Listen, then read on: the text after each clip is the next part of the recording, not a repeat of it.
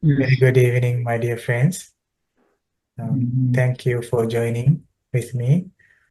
Before we start our program, Mindfulness on Buddha's Way, we will pay our homage to our Master three times. I'll share the screen with you.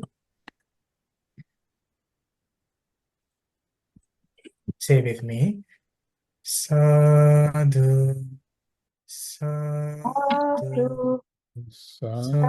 Sadhu. Namo tassa bhagavato arahato samma sambuddhassa. Namo tassa bhagavato arahato samma sambuddhassa. Namo tassa bhagavato arahato samma sambuddhassa. Homage to the Blessed One, the Worthy One, the Supremely Enlightened One. Homage to the Blessed One, the Worthy One, the Supremely Enlightened One. Homage to the Blessed One, the Worthy One, the Supremely Enlightened One. Sadhu, Sadhu, Sadhu. Okay, my friends, let's start our Sutta study session.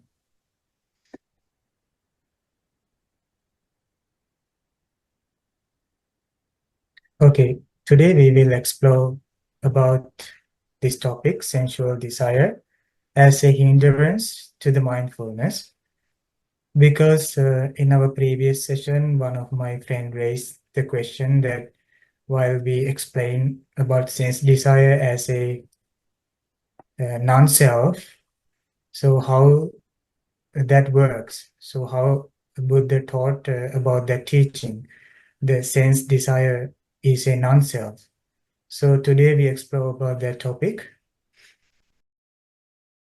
So no self involved in arising sense desire. It arises and occupies the mind as long as conditions persist. Okay, so sense desire, sensual desire, uh, is one of the hindrance, which means it prevents our mindfulness. It blocks development of our mindfulness and higher attainments. And we need to understand this. So this sense desire. So in one of the previous sessions, we learned that sensual desire is like a ball mixed with different colors. So when one need to see the reflection of them, so cannot see clearly because of that vision was blocked by this mixed colored water in a ball. So the Buddha say the same way the sense desire, when it occupies the mind, it blocks our mindfulness. So we cannot see clearly about our mind, and we lack the clarity in our mind. So this is also one of the most powerful hindrance that prevents our mindful attainment. So in during this kind of a time, like when our mind is possessed with sense desire, we cannot easily focus our attention to the breath. This is also something when people tells us while during the meditation that they experience their mind is wandering. So sense desire means, my friends, like the mind wanted to enjoy the pleasure of the senses. The mind seek for indulgence in attractive sights, sounds, smell, taste, touch. So this works always in our mind, but we see that during our meditations. So we should understand that this blocks our mindful training. But according to the Buddhist teachings, Buddha say that this sense desire is conditioned. It's dependent on specific conditions, specific causes. There are some reasons behind this mental process. When you have continuity of the specific conditions, sense desire lasts. But when you remove conditions, sense desire ends. That is the principle of something which is caused by conditions. Whenever we cut off the conditions, so its unique result will also ends. So that is the principle, that is the law of the conditioned things. So as we can see now, the Buddha say that when our mind is possessed by this mental state of sense desire, which means yearning for the sights, sounds, smell, taste, and touch, is something which prevents us from mindfulness, but it's yet conditioned. Thus, sense desire is dependent on conditions. Now we are going to explore about these conditions before we are going to dealing with this eradication of sense desire.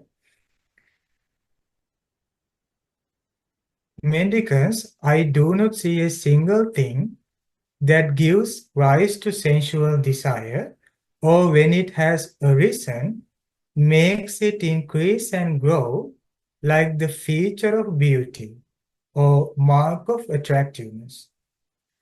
So here Buddha say, here my friends, when we translate Buddha's teachings into English, uh, different translations interpret in different ways, but the translators try to take the exact word Buddha spoken, but I found these two different words, but identically same. For the Buddha's term, the Subhanimitta, which means feature of beauty, mark of attractiveness. So I put both of these translations. So whenever I say feature of beauty, please imagine this is saying about mark of attractiveness. So they are similar meanings. Now the Buddha say, monks, I do not see a single thing that gives rise to sensual desire, or when it has arisen, makes it increases and grow like the feature of beauty, mark of attractiveness. Now here he say, when we are interacting our internal world, when we are interacting with the outside world, we interact with the sights, sounds, smell, taste, touch. But among them, there are things which attracts our mind, which means there are some marks of attractiveness. There are features which create that beauty of the sensual objects. Now Buddha say, when we attend to them, to this feature of beauty or mark of attractiveness, our sense desire, the mental state that we were troubling during our breathing meditation, increases and grows like a plant, continuously growing up until to a very big tree. Buddha say, I do not see one thing, a single thing that gives rise to that, such as this mark of attractiveness, feature of beauty. When you apply the mind irrationally or carelessly to the feature of beauty, sensual desire arises. And once arisen, it increases and grows. If you are experiencing at this point, at this present moment, a kind of a sensual desire, thoughts, set of thoughts that wanting to enjoy the sensual objects, is because there are some of the marks that you perceived through your senses and you are giving it a careless attention. You are thinking irrationally about this mark of attractiveness. Now that's how it grows and increases, not having a self over the sense desire. It is only because of conditions. Mark of attractiveness are the things we catch from the sights, sounds, smells, tastes, and tangibles, which brings us excitement and pleasure, such as color and shapes in sights. When it comes to a fruit, so when the fruit is ripened, when it has a beautiful shape and a color and a fragrance, it takes our attention. So those are the marks in that fruit, which creates us excitement and pleasure. When it comes to a person, male or a female, so our mind takes the attractive features in them, such as hair, the color of the skin, or the color of the hair, or the teeth, or the shape, or the nails. So these are the things that which creates the attractiveness. So the mind catches these attractive features, marks of beauty, and put careless attention over this. And by happening this way, it increases our sense desire. It keeps increasing and growing the desire for the sensory enjoyment. So that's what Buddha said about this sense desire is conditioned.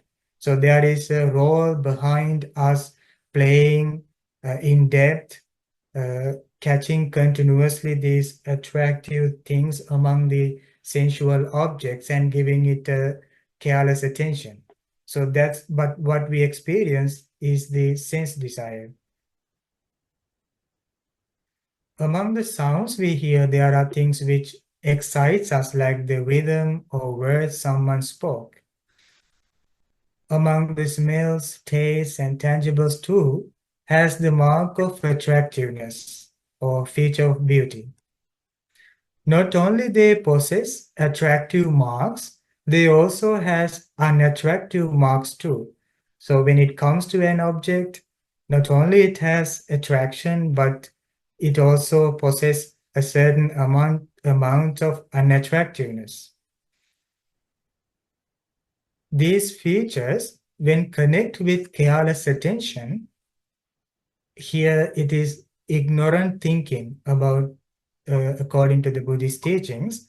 So the reason why we are wandering in the samsara, our consciousness enveloped and infected by ignorance. Ignorance means not having the understanding about the Four Noble Truths. So our thinking always infected by this ignorance, which means our thinking has a sense of permanence. Our thinking has a sense of self, sense of satisfactoriness, which is a ignorance according to the Buddha. So in Buddha's perspective. So when we put our thinking in a way of careless attention to the marks of beauty, the marks of attractiveness, it can fuel up the sense desire. That's how this sense desire arises. That's how it functions. That's how it persists because of conditions. So conditions for the sense desire are, first, number one, mark of attractiveness. Number two, careless attention. These are the two specific conditions which brings a wandering mind into the sense objects. And result, the reaction, those two brings is the sense desire. So it brings sense desire. We experience sense desire as a self, as a permanent thing and a solid thing, but it's simply a false assumption over a mental state.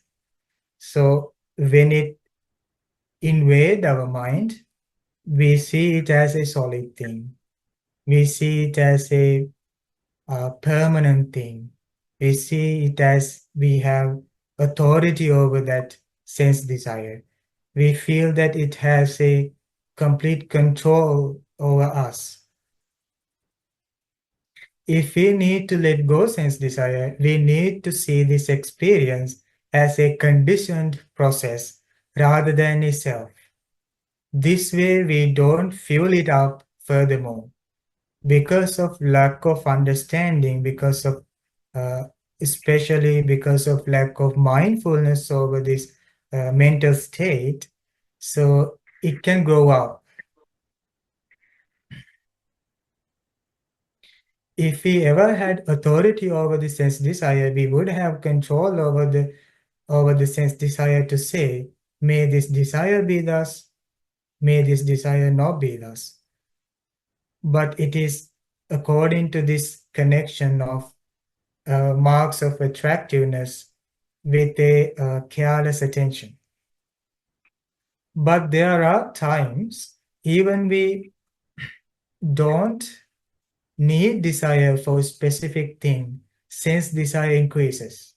Let's say I don't want to see have a desire to achieve something. If I don't need increasing of such a desire, but still it works because there are conditions last. That's why I put this. But there are times even we don't need desire for a specific thing since desire increases. Why? Because there are persisting underlying conditions for that desire which plays a hidden role back of our mind quite secretly. Secretly means lack of mindfulness. Because we lack mindfulness, we don't see this. We usually grasp at that mental state. This is sense desire. So yes, we can't abandon sense desire by keep following mark of attractiveness. This is one of the most important thing we need to realize, that we can't abandon sense desire by keep following mark of attractiveness. When the same time, if we take these marks from the sense objects, and if we keep putting our careless attention over this, so it can increase sense desire.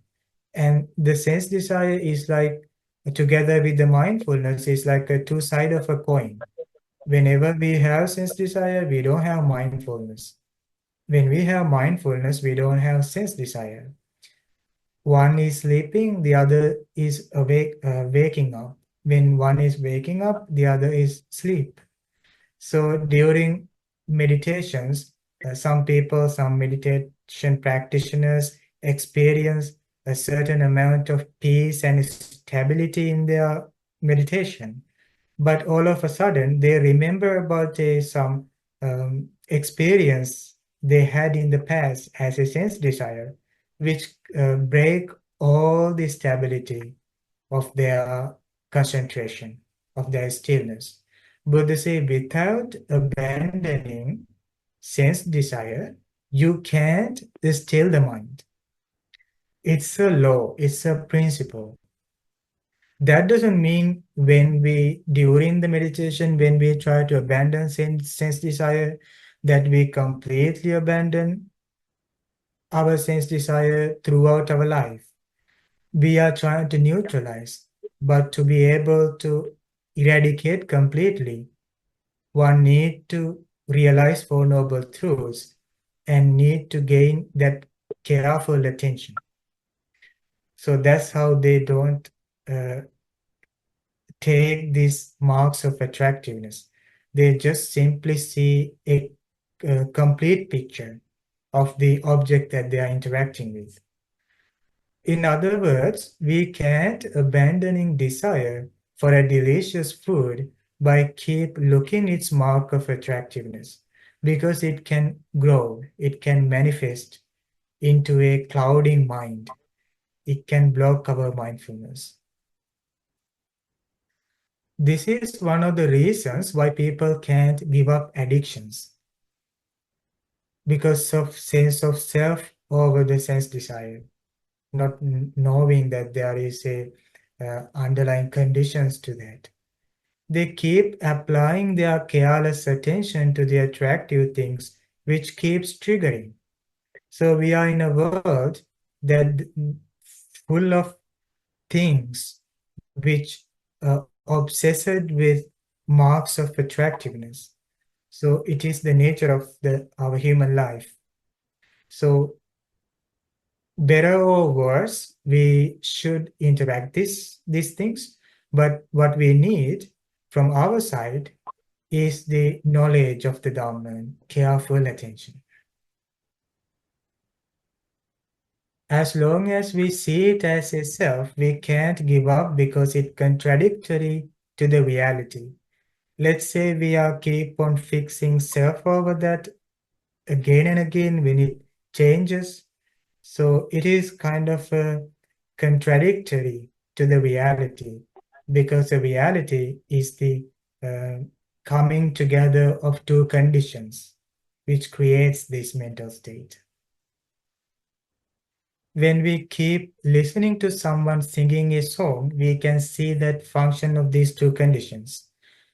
We hear someone is singing, we catch those words and rhythm, and from our side, we give careless attention, which brings us a mental state that I want to take that, I want to have that. There is a yearning of the mind. So we experience this during our meditation so much. Since desire arises and persists, and desire can also increase all the more, preventing clarity over our mind, thus blocking our mindfulness. If we don't see this nature of the conditions, it can prevent clarity over mind, blocking mindfulness, and we might not find a way to get off with that. We cannot get out from that because we are fixing a self on it and we are increasing that sense desire. Mendicants, I do not see a single thing that prevents sensual desire from arising, or when it has arisen, abandons it like the feature of unattractiveness. Buddha say, I do not see a single thing that prevents, that stops sensual desire from arising, or when it has arisen, abandons it like the feature of unattractiveness. Like I said in the previously, that the objects of the senses not only possess a attractive form, but it also have a unattractiveness. This does not mean that it is uh, ugly and disgusting at the first place, but what the Buddha is trying to say, like in Buddha's perspective, unattractiveness means impermanence. Everything has constantly changing. When you apply the mind rationally, carefully, which means with a correct thinking, to the mark of unattractiveness, sensual desire does not arise, or if it has already arisen, it's given up. Feature of unattractive is the drawback that a specific object has, such as impermanence. foulness. When it comes to the body, it has nature of impureness. It is called like foulness in the body. Again, the impermanence. And also the fact that they are not under our control. So these objects of the senses are not under our control. They are changing. So these are unattractive factors of these sense objects. So we need to have that understanding about this sensory experience in order to stop arising of sense desire, to stop the growth of sense desire during the meditation. When we constantly see the unattractiveness of a particular object, we can easily neutralize sense desire. Gradually, slowly, most powerful obstacle for the mindfulness will fade away. Still, there is no self involved in it. So, in order to stop this manifestation of sense desire, to neutralize it, to neutralize, we need to catch unattractive factors among the objects with a careful attention, rational thinking, Dhamma thinking, impermanent thinking, so that it can easily neutralize the growth of sense desire. Gradually but slowly, that most powerful obstacle for the mindfulness will fade away.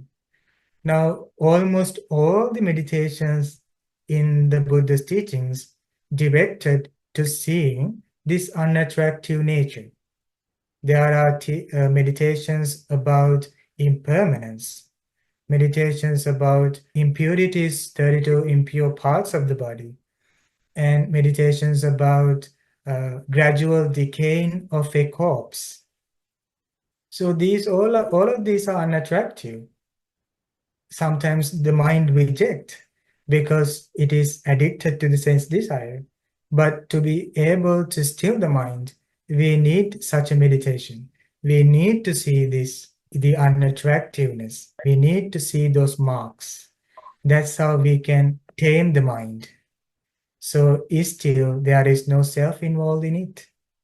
So all we need now in the Buddhist times, the meditators went to, especially the monks, went to the cemetery to see the decaying of the dead bodies, to catch those sights, to take them and later meditate on them, to block that sense desire so that they can develop their mindfulness. Okay.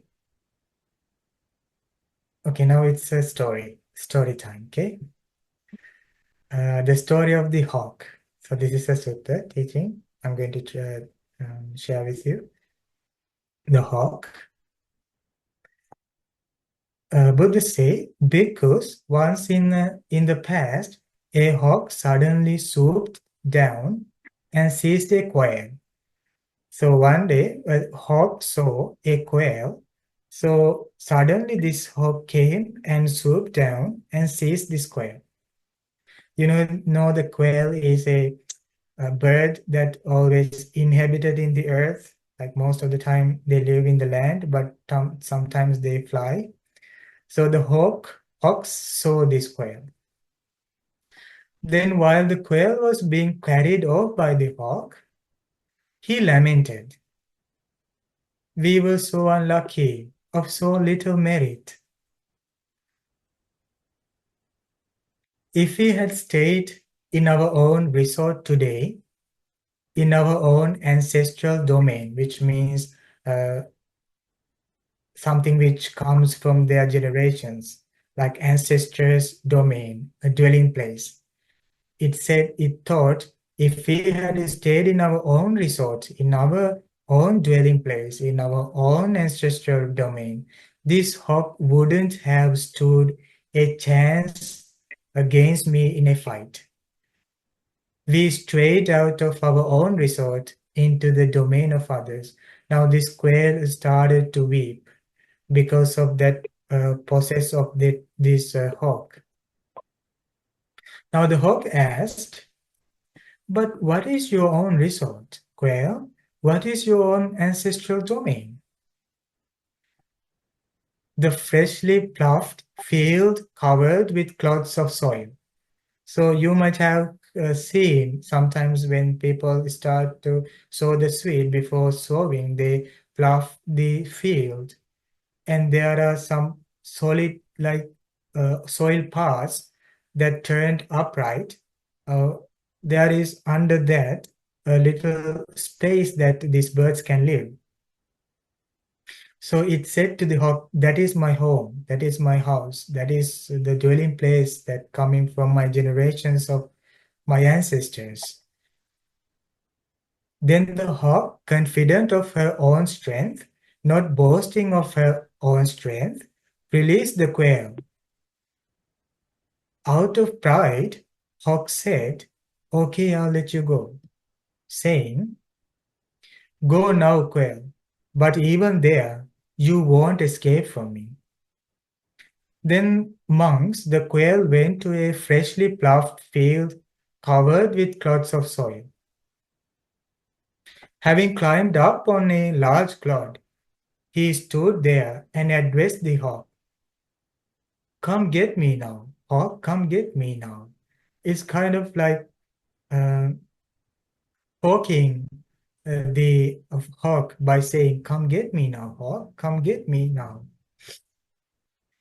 Then the hawk, confident of her own strength, not boasting of her own strength, folded up both her wings and suddenly swooped down on the quail. But when the quail knew that hawk has come close, he slipped inside that cloth, and the hawk shattered her breast right on the spot. Because the hawk couldn't control the flight because of that fast approach to catch the quail. So when the quail was jumped under the cloud, it couldn't control the flight. So her breast struck so fastly onto that soil. The situation was not very good for the hawk. So it is because when one strays outside one's own resort into the domain of others, Buddha say, monks, that is what happens when you go outside of your own resort to the resort of others. Therefore, monks, do not stray outside your own resort into the domain of others. Mara will gain access to those who stray outside their own resort into the domain of others. Mara will get a hold on them. And what is not a monk's practitioner's own resort but the domain of others? It is the five courts of sensual pleasure. Now here Buddha say there are five courts. Courts means something like sight, sound, smell, taste, touch. And these are what arising pleasure of the senses, sense pleasures in the mind. So Buddha here see it as a uh, hindrance and an obstacle to the spiritual life. Buddha say that is like a domain of another because we can be easily lost. Now the Buddha say, what are the five courts of sense pleasures? What five forms or sights cognizable by the eye that are desirable, lovely, agreeable, pleasing, sensually enticing, tantalizing, which arouse sense desire in the mind? Sounds cognizable by the ear, odors cognizable by the nose, taste cognizable by the tongue, tactile objects cognizable by the body that are desirable, lovely, agreeable, pleasing, sensually enticing, and tantalizing. Now, this does not mean that the pleasure of the senses that we interact in the outside world itself brings sense pleasure, but the sense pleasure, for the most part, is a concept, a kind of thinking in our mind.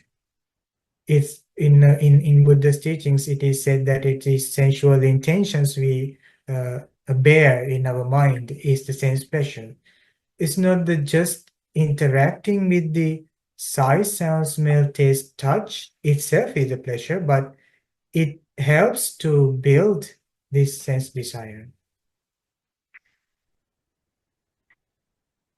But Buddha say one abandons these thoughts in the mind. These are the five codes of sensual pleasure. This is what is not a bhikkhu's practitioner's own resort, but the domain of others.